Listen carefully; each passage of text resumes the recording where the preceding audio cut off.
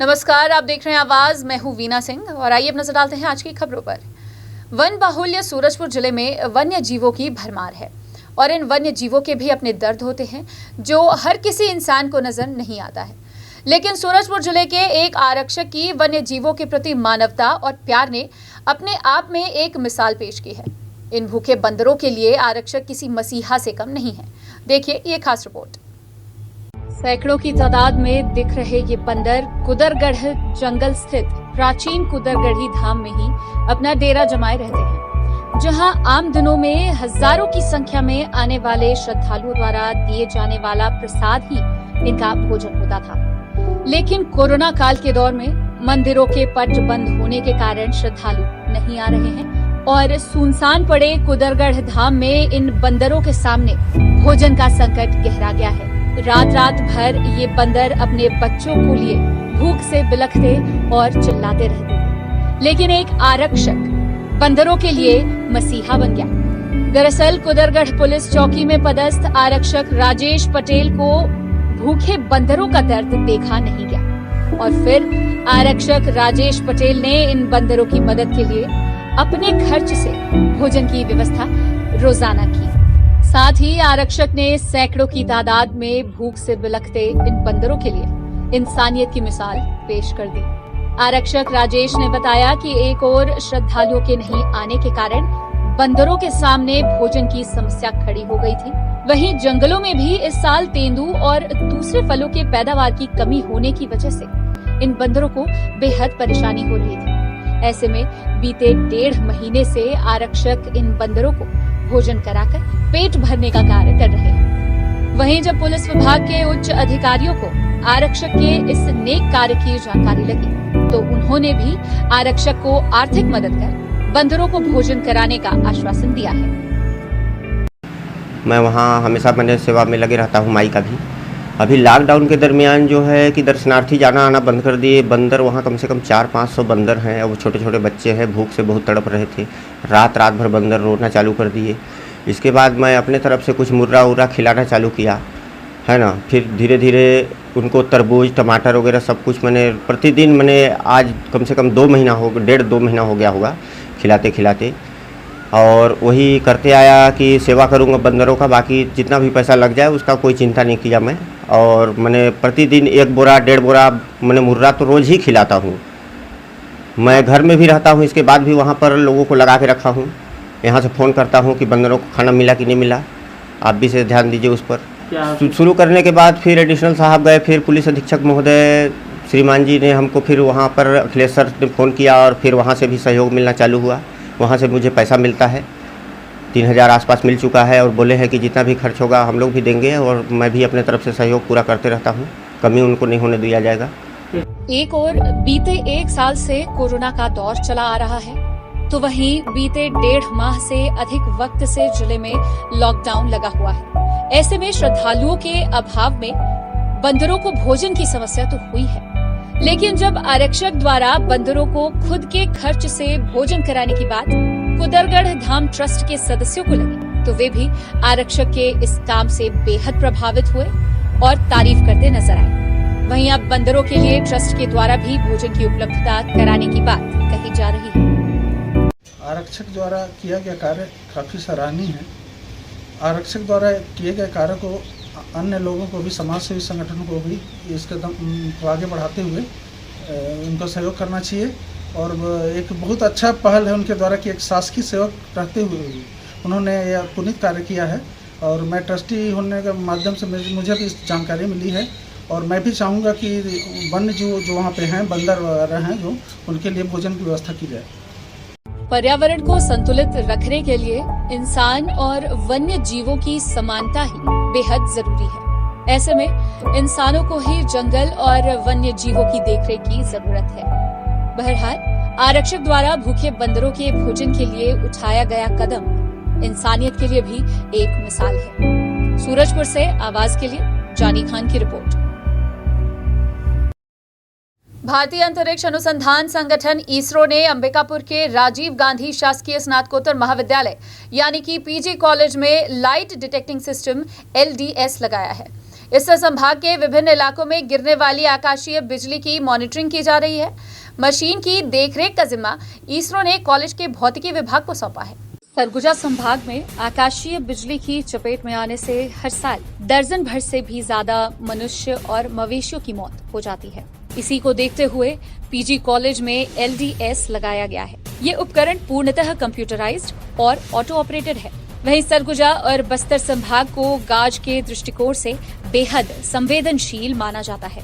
इधर सरगुजा संभाग में जशपुर, बलरामपुर और सरगुजा जिले के मैनपाट और लखनपुर इलाके में गाज गिरने की घटनाएं ज्यादा होती हैं, जिसमें जनहानि ज्यादा देखने को मिलती है। ये भारतीय अंतरिक्ष अनुसंधान केंद्र इसरो की सहायता से जो है ये लाइट डिटेक्टिंग सिस्टम लगाया गया है, जिसका जो है कंट्रोलिंग सेंटर नागपुर है और वहाँ की सहायता से ये यूनिट संचालित हो रही है। छत्तीसगढ़ में बस्तर और सरगुजा में 2 LDS सिस्टम लगाया गया है। LDS सिस्टम का काम ये है कि जो यहाँ पे लाइट थंडरिंग हो रहा है उस थंडरिंग को पॉइंट आउट करेगा और उससे जो उससे रिलेटेड जो डेटा कलेक्ट करके जो और वो डेटा कलेक्शन जो है इसरो को जाएगा, ताकि ये इंटरप्रेट किया जा सके कि यहाँ पे थंडरिंग की जो फिनोमेना है वो इतनी क्यों होती है, कुछ स्पेसिफिक जगह पे होती है, सॉइल की कैरेक्टरिस्टिक्स क्या है, वाटर की कैरेक्टरिस्टिक्स क्या है, जो उसके मिनरल जो रिसोर्सेज है उसमें क्या चेंजेस हो सकता है, क्योंकि लाइट जो है वो इलेक्ट्रोमैग्नेटिक वेव है, विद्युत चुम्बकीय तरंगे हैं और कहीं न कहीं इसमें मैग्नेट का इफेक्ट पड़ता है और थंडरिंग भी एक चार्ज पार्टिकल है। वहीं बरसात आते ही इससे जान माल का खासा नुकसान होता है, जो चिंता का विषय बना हुआ है। ऐसे में मशीन के माध्यम से मॉनिटरिंग कर इन पर अंकुश लगाने की भी कोशिश की जा सकेगी। इधर इसरो इस कोशिश में भी है कि ऐसी व्यवस्था की जा सके कि आकाशीय बिजली से होने वाली मौतों पर अंकुश लगाया जा सके। वहीं LDS का रेडियस करीब 300 किलोमीटर का है। इससे सरगुजा के कुछ सीमावर्ती इलाके भी कवर किए जा रहे हैं। प्रदेश में लगाए गए 2 उपकरणों की मदद से इसरो पूरे प्रदेश की मॉनिटरिंग कर रहा है। ये थंडरिंग फिनोमेना है और चूँकि वोल्टेज हाई है और मैग्नेट से इसका रिलेशन है, इसलिए जहाँ पे जो सरगुजा के जो डेंस फॉरेस्ट है, डेंस जो एरिया है, वहाँ का जो सॉइल कैरेक्टरिस्टिक्स है या वाटर का क्या रिलेशन है इस थंडरिंग से, तो जहाँ पे थंडरिंग हो रही है वो जहाँ पे थंडरिंग हो चुकी है वहाँ के सारे जो सॉइल सैंपल को, वाटर सैंपल को कलेक्ट करेंगे और वहाँ जो इकोलॉजी का जो अरेंजमेंट है और जो ट्रीज हैं, जो प्लांट्स हैं, जो छोटे छोटे वहाँ पे जो ग्रो कर रहे हैं, उनकी भी कलेक्ट करके जो स्टडी होगा कि क्या पर्टिकुलर जगह पे ही ज़्यादा हो रही है कि ऐसा कोई जनरल फिनोमेना है। देखने का आया है कि जहाँ पे बहुत डेंस पॉपुलेटेड एरिया है वहाँ पे थंडरिंग होता है, लेकिन वो फॉल नहीं होता। फॉल वहीं हो रहा है जहाँ पे जो है कुछ इम्बैलेंसेज है, तो उसका पता लगाएंगे और उस डेटा से इंटरप्रेट करेंगे तो यहाँ का जो थंडरिंग है उसके बारे में पता चल सकता है। और दूसरा जो LDS सिस्टम लगाया गया है, ये अभी जहाँ पे थंडरिंग फिनोमेना हो रही है उसी का कैरेक्टरिस्टिक्स अध्ययन करके जो सिमुलेटेड डेटा है उस डेटा को जो कंट्रोलिंग सेंटर NRC हैदराबाद को भेजना है। लिहाजा इसरो अपनी सूचनाएं साझा नहीं करता। इसरो कई प्रकार के शोध कर रहा है। इनमें आकाशीय बिजली की तीव्रता मापन, इसका नियंत्रण और उपयोग आदि शामिल हो सकता है। वहीं कयास लगाए जा रहे हैं कि यहाँ गिरने वाली आकाशीय बिजली का इस्तेमाल इसरो अंतरिक्ष के उपकरणों के लिए भी कर सकता है। हालांकि इसकी आधिकारिक पुष्टि नहीं की गई है। अंबिकापुर से आवाज डेस्क की रिपोर्ट। वृक्ष मित्र पुरस्कार से सम्मानित शहर के OP अग्रवाल ने 5 डिसमिल जमीन में एक ऐसा मॉडल तैयार किया है जिसमें फलों के अलावा सब्जी, शहद और मशरूम का उत्पादन कर एक किसान हर साल 70 से 80 हजार रुपए कमा सकता है। कृषि वैज्ञानिकों ने भी इस मॉडल को प्रमाणित किया है। देखिए एक और खास रिपोर्ट।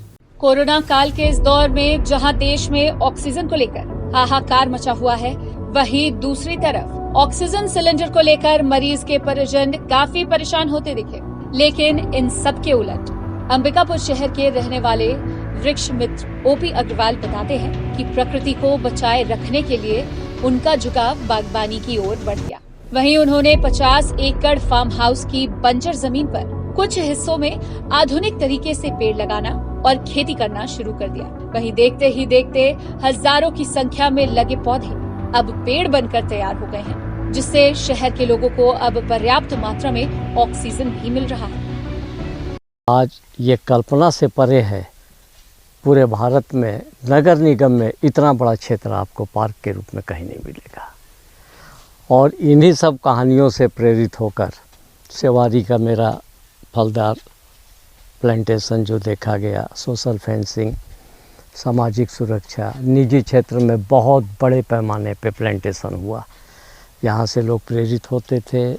मैं चूँकि कृषक समाज का उस समय महामंत्री था, किसानों को यहाँ बुलाते थे, देखते थे, वो जाके अपने निजी क्षेत्र में प्लांटेशन करते थे। अगर इस बात का सर्वे हो कि सरगुजा और सरगुजा से लगे ज़िलों में मेरे वार्ड से पहले कितने पेड़ थे, कोई नहीं लगाता था, लेकिन एक क्रांति हुई और करोड़ों पेड़ लगे। वहीं पर्यावरण संरक्षण के क्षेत्र में उल्लेखनीय सेवाओं के कारण वृक्ष मित्र ओपी अग्रवाल को राष्ट्रीय स्तर पर कई सम्मान मिल चुके हैं। गौरतलब है कि वृक्ष मित्र ओपी अग्रवाल के बागान में विभिन्न किस्मों के 400 से अधिक अमरूद के पेड़ लगे हुए हैं। वहीं वृक्ष मित्र खेती के नए प्रयोग की वजह से किसानों के लिए आदर्श भी बने हुए हैं। कम जमीन पर लाभकारी और अंतर्वर्तीय खेती उनकी पहचान है। वे फल उत्पादन के क्षेत्र में भी आगे बढ़े हैं। वित्तीय स्नातक हुआ, 2 साल वकालत किया। पिताजी की ली हुई ये भूमि थी और बंजर थी, इसमें कोई पेड़ पौधा कुछ नहीं था। अब मेरे सामने कोई विकल्प नहीं था, मैं यहाँ आना शुरू हुआ। पानी की बहुत कमी थी। पानी की कमी होने से मैं वानिकी की तरफ झुक गया और नर्सरी थी अंबिकापुर में ही। आते समय अपनी स्कूटर में जितने पौधे आ सकते थे लाता गया। दोनों टाइम ढोता रहा बरसात भर और ये पूरा जंगल खड़ा हो गया यहाँ पे। स्वाभाविक है प्रशासन का ध्यान गया, वन विभाग का ध्यान गया कि भैया आपने जो काम किया है इसके लिए हम आपकी अनुशंसा करते हैं। तो वृक्ष मित्र बहुत दुरूह काम होता है ये पुरस्कार।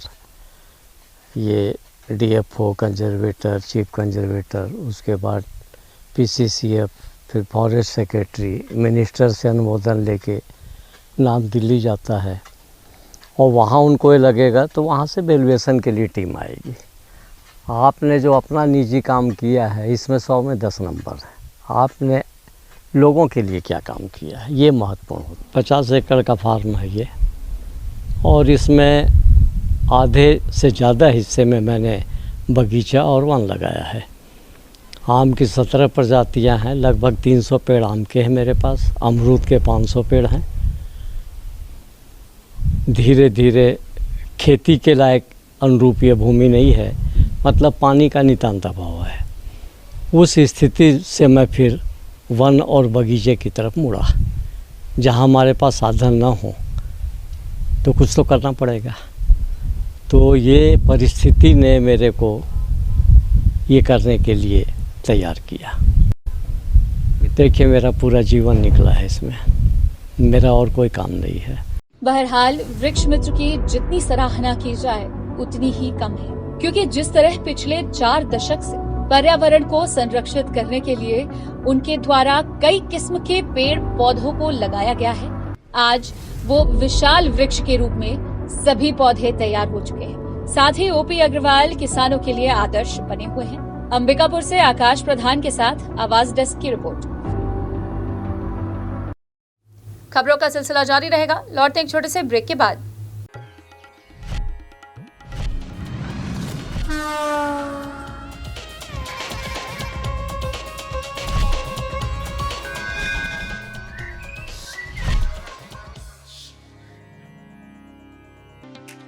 पेश है 100% फूड ग्रेड प्लास्टिक से तैयार फोनिक्स रोटो मोल्ड वाटर टैंक। दमदार मजबूती और ड्यूरेबिलिटी की असली पहचान। 10 सालों की वारंटी वाला पावरफुल फोनिक्स वाटर टैंक, जो है पीने के पानी के लिए भी पूरी तरह सुरक्षित। साथ ही हम बनाते हैं हर तरह के PVC pipes and fitting items.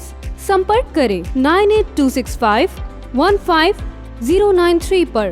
Phoenix water tank, भरोसा आपका, जिम्मेदारी हमारी।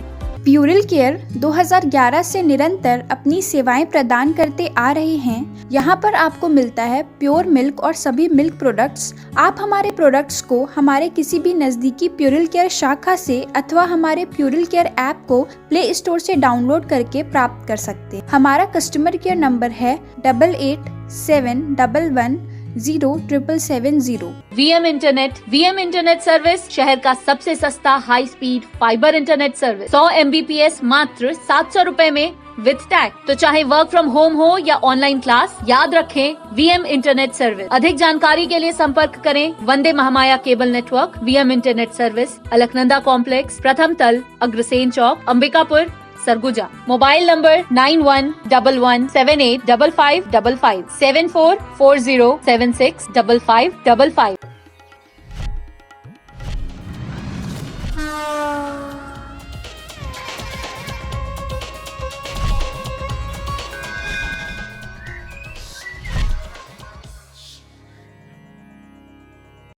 ब्रेक के बाद आपका स्वागत है। बढ़ते हैं अगली खबर की ओर। सरगुजा जिले के पुलिस अधीक्षक तिलकराम कोशिमा औचक निरीक्षण करने अजाक थाना पहुंचे थे।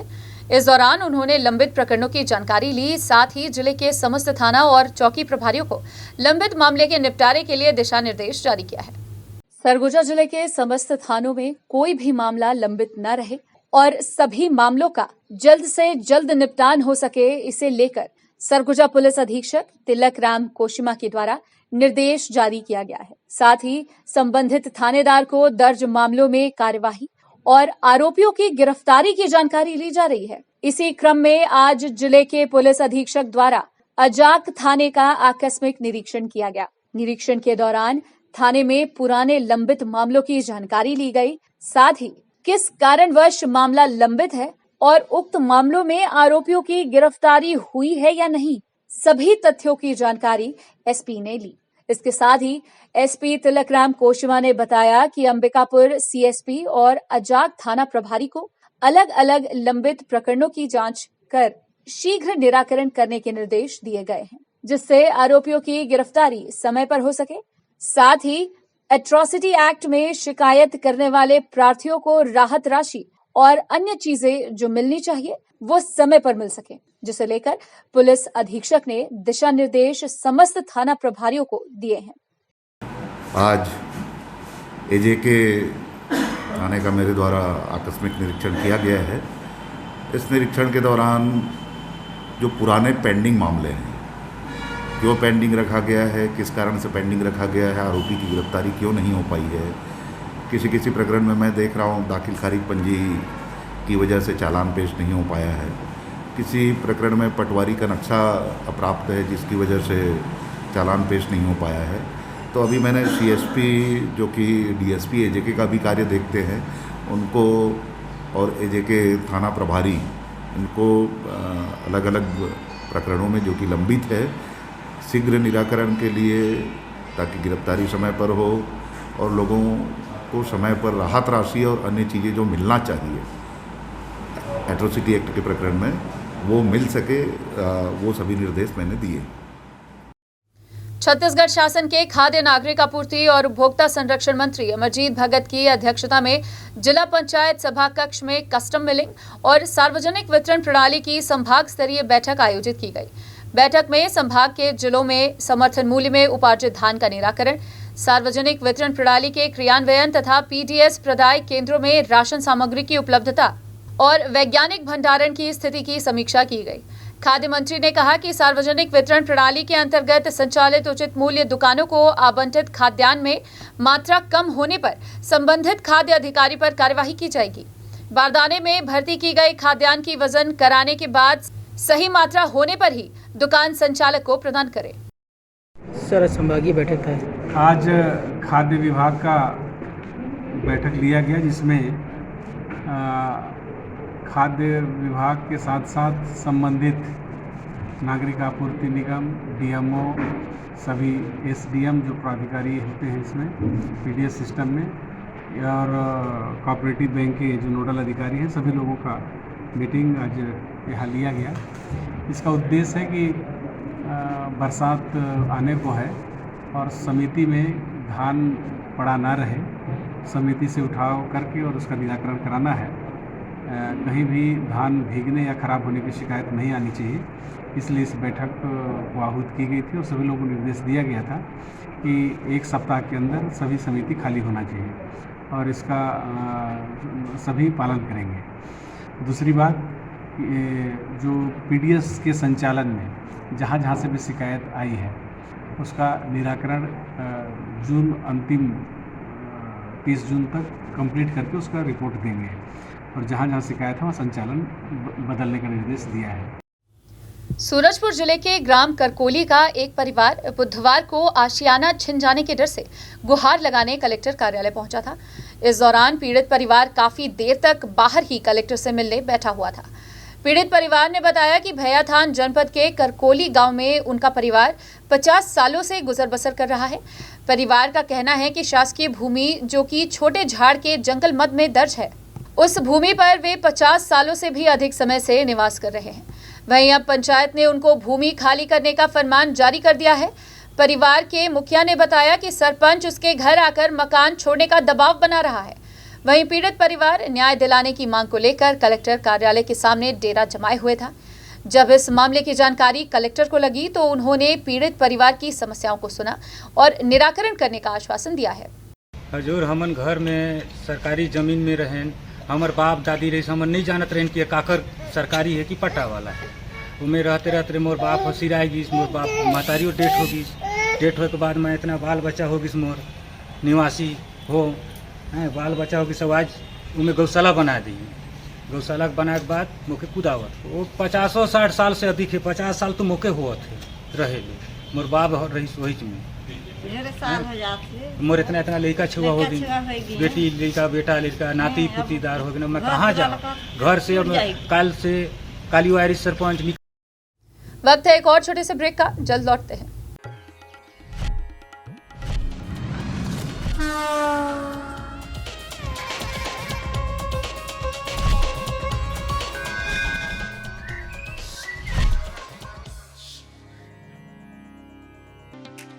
पेश है 100% फूड ग्रेड प्लास्टिक से तैयार फोनिक्स रोटो मोल्ड वाटर टैंक।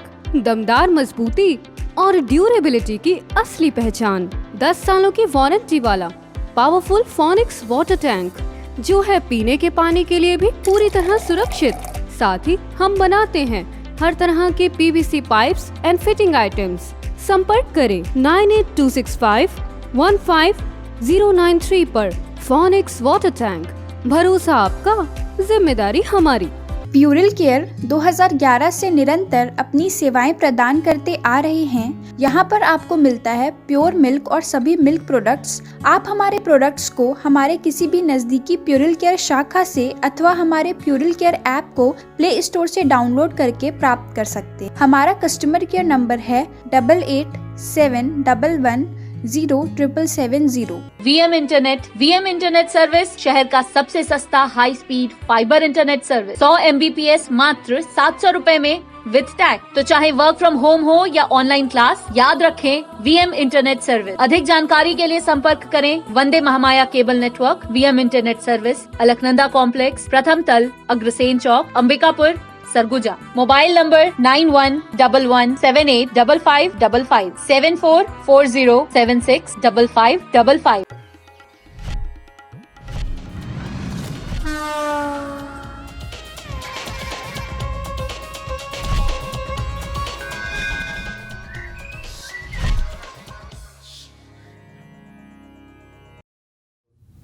ब्रेक के बाद आपका स्वागत है। आवाज टीम की हमेशा कोशिश रहती है कि समाचारों का चित्रण सदैव निर्भीक और सकारात्मक रूप से हो। कोविड महामारी के दौर में इस बीमारी से जुड़े सभी समाचारों को हमने बड़ी ही प्रमुखता से दिखलाया है। इससे प्रभावित होकर स्वास्थ्य विभाग ने हमें कोविड वार्ड की व्यवस्था अवलोकन का न्योता दिया। न्योता उस कोविड वार्ड के अवलोकन का जहां कोई भी स्वस्थ व्यक्ति कदापि प्रवेश करने की हिम्मत नहीं करेगा। किंतु हमने इस चुनौती को स्वीकार किया और पूरे कोविड प्रोटोकॉल के साथ कोविड वार्ड का दौरा किया हमारे संवाददाता सोनू केदार ने। लगभग 200 बेड का ये कोविड अस्पताल अंबिकापुर मेडिकल कॉलेज में संचालित है। अस्पताल अधीक्षक डॉक्टर लखन सिंह ने इस पूरे अस्पताल की व्यवस्था से हमारे संवाददाता सोनू केदार को अवगत करवाया। करीब 2226 कोविड मरीज जो पूरे सरगुजा संभाग से थे, इस अस्पताल से स्वस्थ होकर डिस्चार्ज हो चुके हैं। दूसरे लहर के कमजोर होने की झलक भी इस वार्ड में दिख रही है। अधिकांश बेड खाली पड़े हैं। जब महामारी चरम पर थी तो यहाँ बेड भरे पड़े रहते थे। हालांकि अब भी यहाँ 80 के आसपास पेशेंट भर्ती होकर अपना इलाज करा रहे हैं। ऐसा नहीं है कि स्वास्थ्य विभाग महामारी थमने के बाद शांत बैठ गया है। बड़ी ही तेजी से तीसरी लहर की तैयारी की जा रही है। कोविड अस्पताल में ऑक्सीजन क्षमता बढ़ा दी गई है और बच्चों का कोविड वार्ड तैयार कर लिया गया है। आइए जानते हैं अपने संवाददाता सोनू केदार से कि कैसा अनुभव मिला उन्हें कोविड वार्ड भ्रमण से। स्टूडियो में इस वक्त हमारे साथ मौजूद हैं हमारे संवाददाता सोनू केदार। तो सोनू, आवाज की टीम आपकी संजीदा रिपोर्टिंग की सराहना करती है कि आप जनता के सामने ऐसी खबरों को लेकर आए हैं। मेरा आपसे पहला सवाल है कि कोविड वार्ड में आप कितने देर तक मौजूद रहे और वहां पे आपका अनुभव कैसा रहा? जी बीना, मैं बताना चाहूँगा कि कोविड वार्ड में मैं लगातार 1.5 घंटे तक घूमा पूरे डॉक्टरों की टीम के साथ। और अनुभव की बात करेंगे तो 8 घंटे जो पीपी किट पहनकर डॉक्टर ड्यूटी करते हैं वो बहुत ही कठिन दौर होता है, क्योंकि वो बहुत यहाँ के सफाई कर्मचारी भी और डॉक्टर भी बहुत ही कठिन दौर से गुजरते हैं। और जैसा कि आपको देखते हैं कि हम PP kit normally PP kit का यूज़ तो होता नहीं है, कोविड जब से आया है तब से पीपी किट की यूज हो रहा है। और 8 घंटे विदाउट एसी में और एसी में भी ड्यूटी करना, सफाई कर्मचारी लगातार ड्यूटी करते हैं 8 घंटे अपना पीपी किट पहनकर, तो बाकी बहुत ही कठिन काम है ये 8 घंटे पीपी किट पहन के ड्यूटी करना। जी, तो किन परिस्थितियों में स्वास्थ्यकर्मी वहां काम कर रहे हैं और क्या कुछ अनुभव उन्होंने आपसे साझा किया है? मैं जब अंदर गया पीपी किट पहनकर और पूरे प्रोटोकॉल का पालन कर तो मुझे वहाँ पर देखने के लिए मिला कि वहाँ पर जो सबसे पहले तो सफाई कर्मचारी छोटे कर्मचारी होते हैं, उनसे मैंने मुलाकात की। उनसे सबसे पहले हम जानने की कोशिश किए कि आपको क्या दिक्कतें होती हैं। तो वहाँ पर जो सफाई कर्मचारी हैं वो 8 घंटे पीपी किट पहन के ड्यूटी करते हैं और डॉक्टर भी साथ में ड्यूटी कर रहे हैं उन्हीं के साथ में पीपी किट पहनकर। उनका अनुभव और अपने सफाई कर्मचारी का अनुभव, दोनों का अनुभव मैंने जानने की कोशिश किया। तो सबसे कठिन काम जो होता है डॉक्टरों का भी है और अपना सफाई कर्मचारियों का भी है।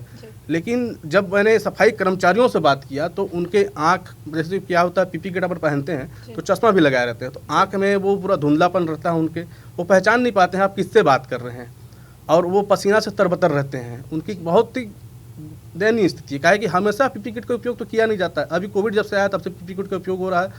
और हमारे जो मेडिकल कॉलेज है कहीं ना कहीं पहले से और ज़्यादा बेहतर हो रहा है।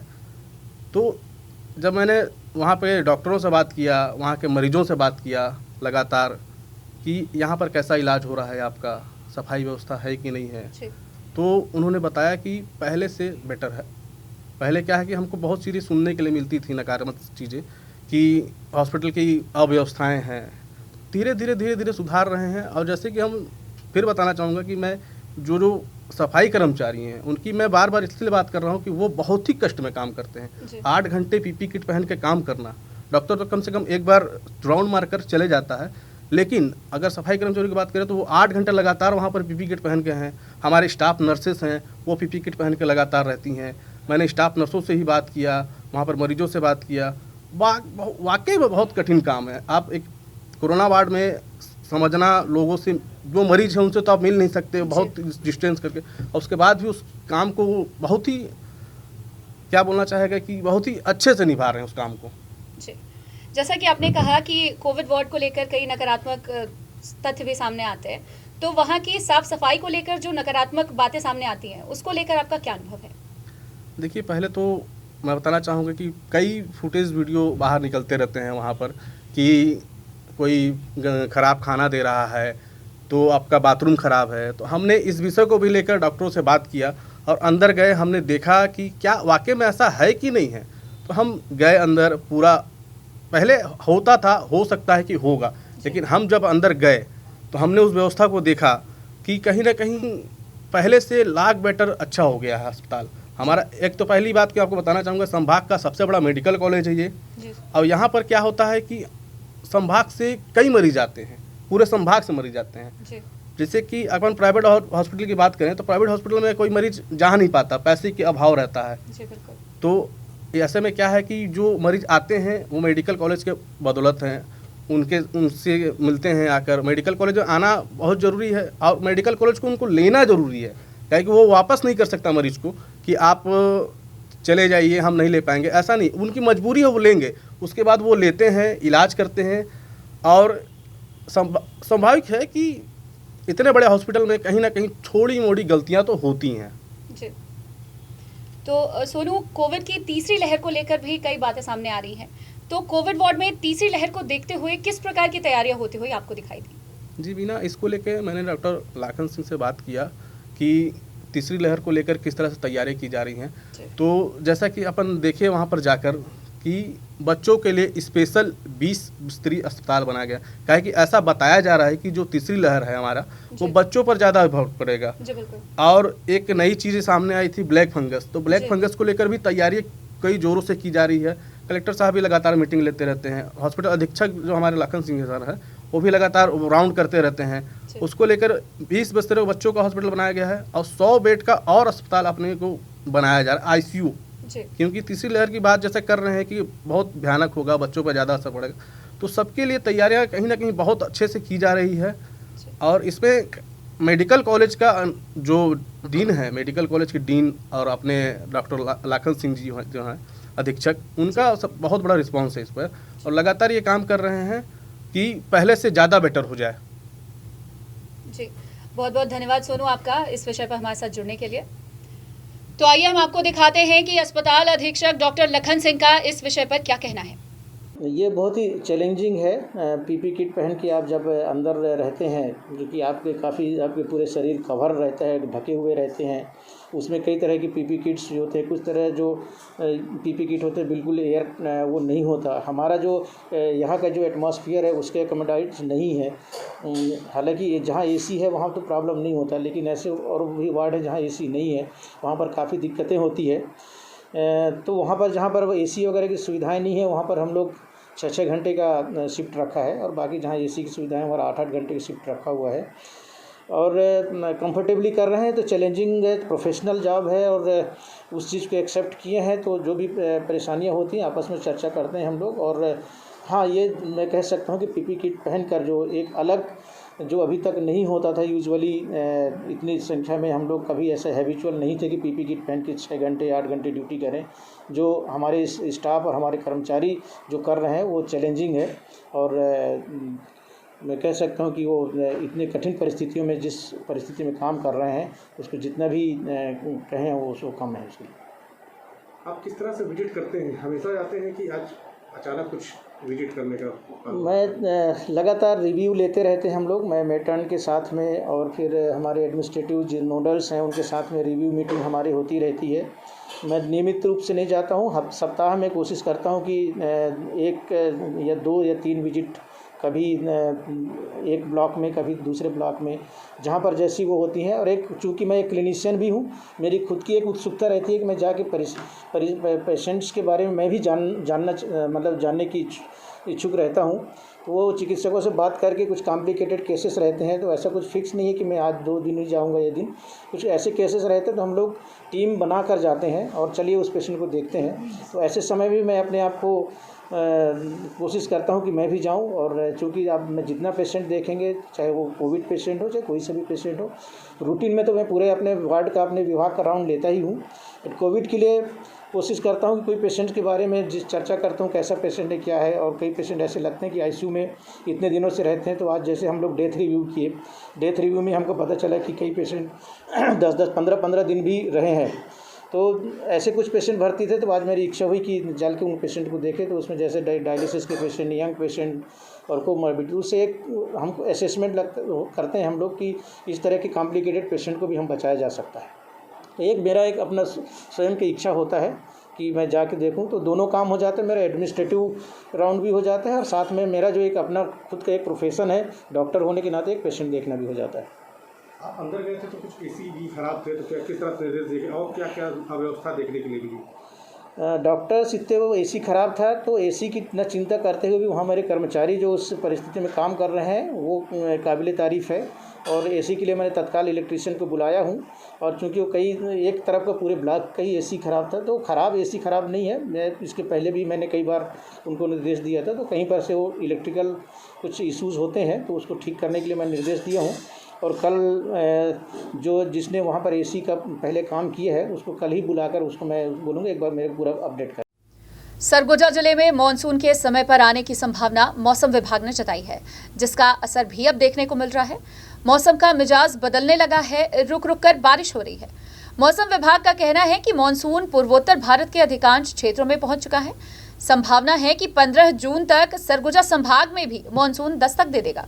छत्तीसगढ़ के उत्तरी हिस्से सरगुजा में अमूमन मानसून 10 से 15 जून तक दस्तक दे देता है। इस वर्ष भी मौसम विभाग ने संभावना जताई है कि अपने समय पर सरगुजा संभाग में मानसून दस्तक दे देगा। मौसम विभाग की माने तो वर्तमान समय में मानसून पूर्वोत्तर भारत के अधिकांश क्षेत्रों और पश्चिमी क्षेत्र में महाराष्ट्र तक पहुंच चुका है। वहीं उत्तर पूर्वी भारत, त्रिपुरा, मेघालय, अरुणाचल प्रदेश में मानसून प्रवेश कर चुका है। साथ ही पश्चिम बंगाल के हिमालयन क्षेत्र में मानसून का आगाज हो चुका है। इस आधार पर मौसम विभाग के वैज्ञानिकों ने संभावना जताई है कि 10 से 15 जून तक उत्तरी छत्तीसगढ़ में मानसून दस्तक दे देगा। इसका अंदाजा इस बात से भी लगाया जा सकता है कि सरगुजा जिले में इन दिनों प्री मानसून की गतिविधियां देखने को मिल रही हैं। नम हवाओं के साथ रुक रुक कर कुछ इलाकों में बारिश हो रही है। देखिए, सरगुजा जिला छत्तीसगढ़ का उत्तरी हिस्सा है और यहाँ मानसून अमूमन 10 से 15 जून के बीच दस्तक देता है। इस बार जो अभी मानसून की स्थिति है, जिस रफ्तार से मानसून आगे बढ़ रहा है, तो संभावना है कि अपने नियत समय पे 15 तारीख के आसपास वो सरगुजा संभाग में दस्तक दे सके। अभी मानसून लगभग पश्चिमोत्तर भारत के नहीं पूर्वोत्तर भारत के अधिकांश क्षेत्रों में आ गया है। पश्चिमी क्षेत्र में वो महाराष्ट्र तक पहुंच गया है और इधर उत्तर पूर्वी भारत में त्रिपुरा, मेघालय, अरुणाचल प्रदेश, इन सारे जगहों में पहुंच गया है। और बंगाल, पश्चिम बंगाल का जो हिमालयन क्षेत्र है वहाँ तक कल मानसून पहुंच गया है। हाँ, ये सारी प्री मानसून की गतिविधियाँ ही हैं। और अभी जो बंगाल की खाड़ी में एक औदाब क्षेत्र बन रहा है, 11 तारीख के आसपास उसके बनने की संभावना है, तो उसके चलते भी नम हवाएँ आ रही हैं। तो ये प्री मानसून की गतिविधि ही है और ये वर्षा को हम प्री मानसून की वर्षा भी मान सकते हैं। बुलेटिन में फिलहाल सिर्फ इतना ही। शहर से जुड़ी खबरों के लिए देखते रहिए आवाज। इस न्यूज के स्पॉन्सर हैं वीएम इंटरनेट, अलकनंदा कॉम्प्लेक्स, प्रथम तल, अग्रसेन चौक, अंबिकापुर, सरगुजा, छत्तीसगढ़।